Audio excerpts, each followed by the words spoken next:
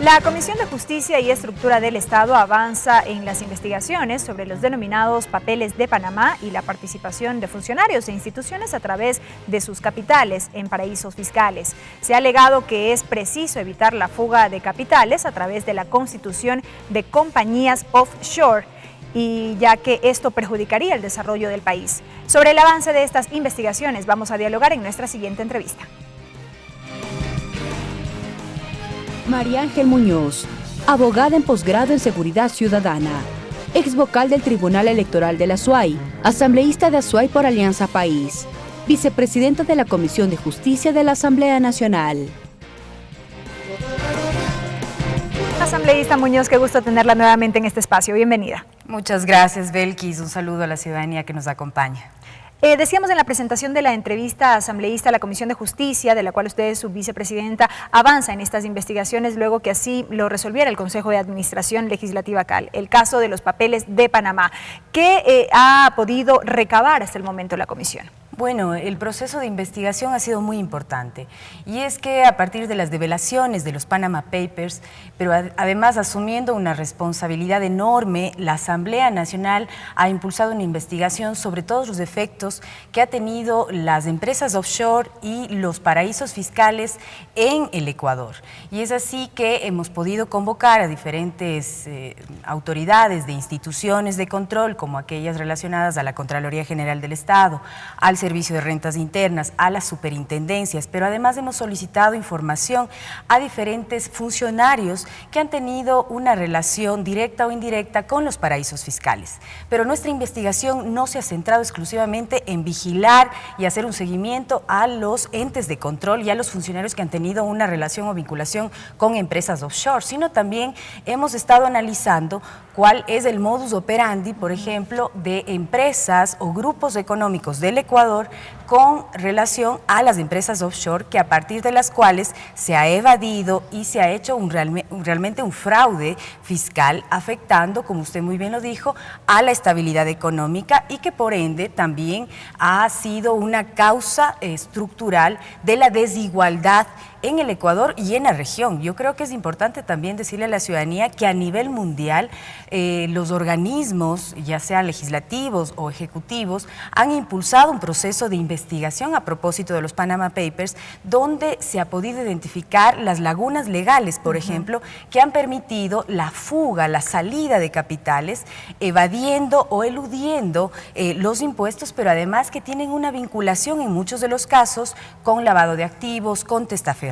Entonces, hemos avanzado sustancialmente. Con la ampliación del espectro en el marco de las investigaciones, asambleísta, ¿qué novedades ha podido escuchar en este caso la Comisión? Bueno, el día de hoy precisamente tuvimos la comparecencia del doctor Leonardo Orlando y precisamente él pudo darnos información adicional que es muy importante dentro del ámbito privado.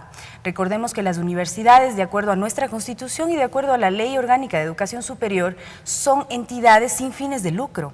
Pero por lo visto, lo que se ha dicho de ciertas universidades particulares privadas, de que no son sin fines de lucro, sino más bien sin lucro sin fin, precisamente han evidenciado ciertos casos, entre ellas 5 universidades reconocidas a nivel nacional que tienen una vinculación con empresas offshore y a partir de esta vinculación ha permitido, por ejemplo, que ciertos rectores ganen doble sueldo, pero adicionalmente ganen sumas exorbitantes de dinero, afectando por ende a la estabilidad de la comunidad universitaria.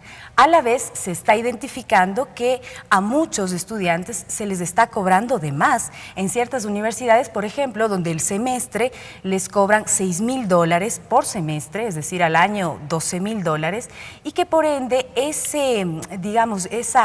utilidad que se están incorporando dentro de los manejos económicos de las universidades están saliendo a paraísos fiscales a través de empresas offshore. El día jueves, jueves, hemos convocado a la Comisión de Justicia tanto al economista Leonardo Orlando como también a René Ramírez, representante del CES, para identificar y ahondar en el tema, porque nosotros, como decimos, dentro de la investigación no nos vamos a concentrar en el sector público, sino también en el sector privado. En este sentido, precisamente con lo que usted señala, asambleísta Muñoz, ¿cuál es el ámbito de acción en este caso de la Comisión de Justicia? Porque entenderíamos que un poco, claro, todo iba dirigido, las investigaciones iban dirigidas al ámbito público, pero ¿qué pasa cuando se trata de privados? ¿Allí cómo se procede?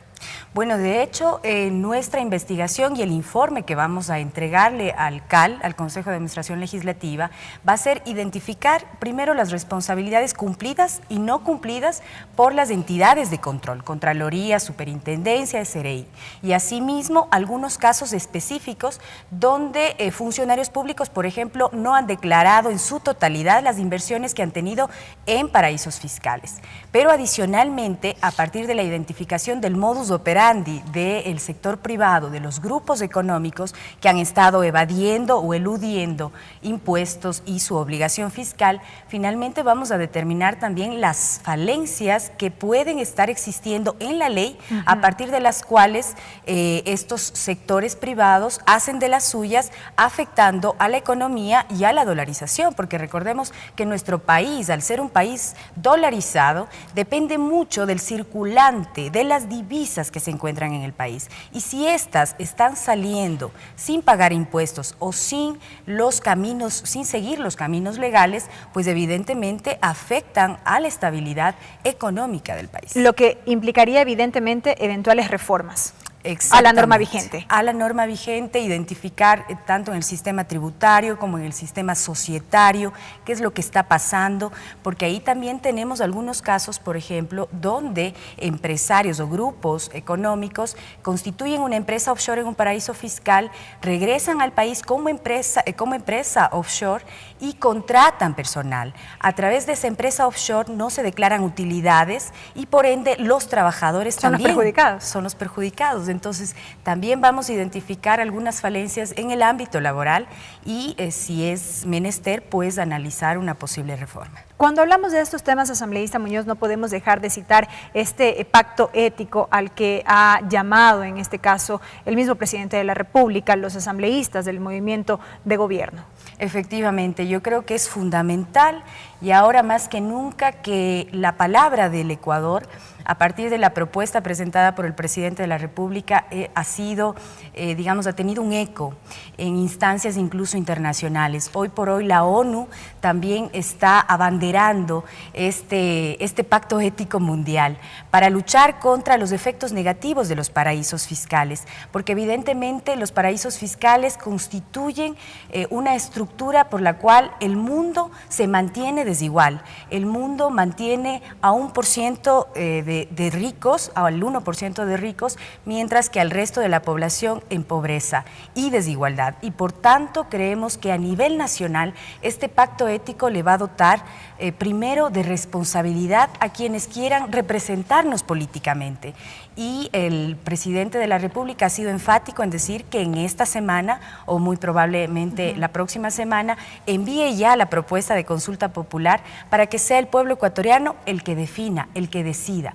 Esto no va con una dedicatoria a uno u otro candidato, más bien con un llamado a que se practique la ética en la política y si se quiere realmente representar al país, pues evidentemente tener una coherencia entre lo que se dice y lo que se hace, porque por ahí vemos a algunos precandidatos que dicen llamar a la inversión,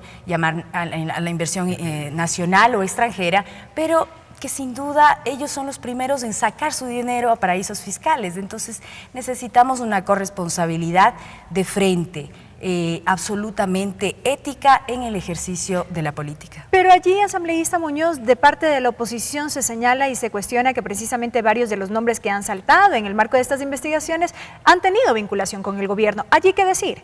Bueno, de hecho, han tenido una vinculación al ser, por ejemplo, en el caso de Alex Bravo, es gerente de Petroecuador, pero hay que reconocer que es el mismo gobierno, por ejemplo, la autoridad tributaria, el director del SRI, fue quien puso la denuncia frente a un posible tráfico de influencias.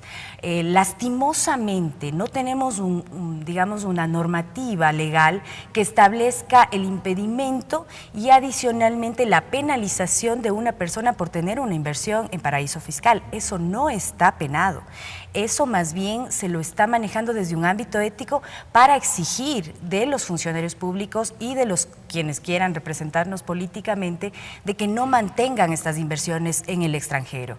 Sin embargo, creemos necesario, y por eso estamos indagando sobre las declaraciones juramentadas y patrimoniales de los funcionarios públicos, de que la Contraloría debe hacer el seguimiento para que en el caso, por ejemplo, de perjurio por haber ocultado, por haber, digamos, negado la propiedad de una inversión o de un bien inmueble que ha estado en nombre de una offshore, pues evidentemente impulse un proceso penal, porque el perjurio no sería identificado ni sancionado por la Asamblea Nacional, sino ya por instancias penales. Brevemente, ya con esto cierro, asambleísta Muñoz, sobre el trabajo propio de la Comisión de Justicia, ¿cuándo ya contarían con este informe y qué más se tiene previsto, adicional a lo que ya nos ha informado previsto para esta semana?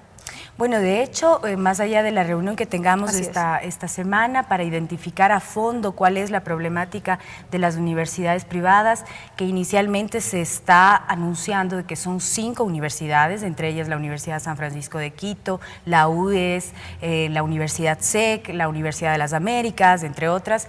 Adicionalmente existen informaciones que nos están llegando, inclusive de otros asambleístas, entre ellos de Fausto Cayambe, indicando que no son 5 universidades, sino que son 7 universidades, y frente a eso vamos a abordarlo en forma completa, íntegra. Luego vamos a convocar nuevamente al Contralor General del Estado y así también a otras autoridades, como por ejemplo las superintendencias, para identificar algunos procesos que tenían que llevarse a cabo. Por ejemplo, la desinversión de aquellos capitales que tenían los bancos privados en paraísos fiscales, por ejemplo, el mismo Banco del Austro, el Banco de Guayaquil, en su tiempo el Banco de Pichincha, el Banco del Pacífico, para identificar cuál ha sido el proceso de desinversión, porque la ley estableció 1 año como plazo máximo para que los capitales de bancos nacionales no tengan a su vez capitales en el extranjero. Entonces, evidentemente tenemos que recopilar esa información, esperemos hasta antes del 15 de agosto, que empieza la vacancia legislativa, tener ya un borrador de informe que será aprobado, debatido en la comisión y finalmente presentarlo al CAL. Y nosotros seguiremos la información. Asambleísta, gracias por habernos acompañado. Gracias, Belkis. La asambleísta María Ángel Muñoz, asambleísta vicepresidenta de la Comisión de Justicia y Estructura del Estado, quien nos ha acompañado en este espacio de noticias.